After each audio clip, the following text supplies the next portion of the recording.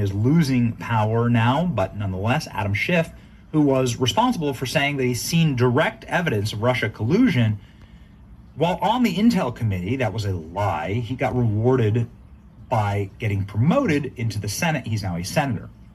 Trump ordered the declassification of all files. This leaves one man very nervous, Adam Schiff. Do you think Adam should be investigated for treason? I mean, did he stage a coup? We certainly know that he lied to the American people. And it's nice to see these liars get called out. Natalie Winters, you might recognize her from Steve Bannon's War Room, Real America's Voice. She's on Piers Morgan's show. And she went berserker mode on the man who created, was paid by the Hillary Clinton campaign, but nonetheless wrote up the Donald Trump dossier that launched Russia collusion. And he got, cooked here. So beautiful to see. The first time we've ever seen it happen. Some accountability.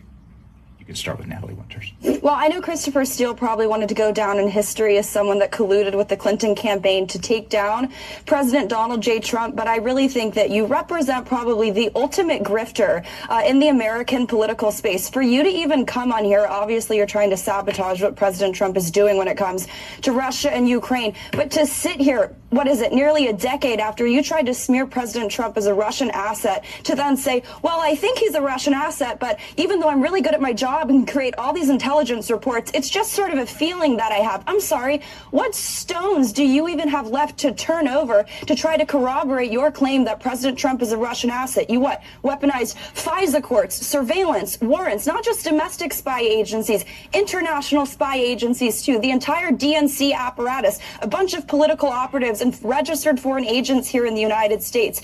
The American people would really appreciate it if you would stop injecting your efforts to curtail and totally tank the America First movement by smearing anyone who doesn't want to get involved in forever wars or continue the needless and ceaseless dying of Ukraine and in Russia, just so you can sit there from your nice perch and just continue to defend the globalist world order by continuing to fan the flames of conflict in Russia and Ukraine. And you know what? The same people that you ally yourself with here in the United States, you think you're so good at gathering intelligence. Last time I checked, it was the 51 intel agency officers, spies, who said that the Hunter Biden hard drive, which I've reported on firsthand, it's legitimate. You want to talk about president's sons who are involved in businesses with foreign countries?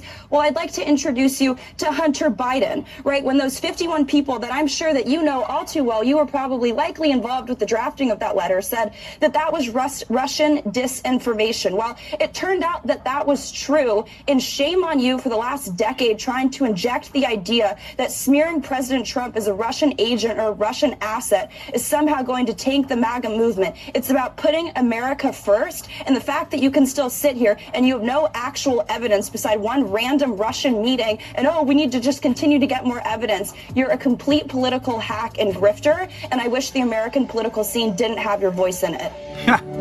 You won't see that on CNN or MSNBC.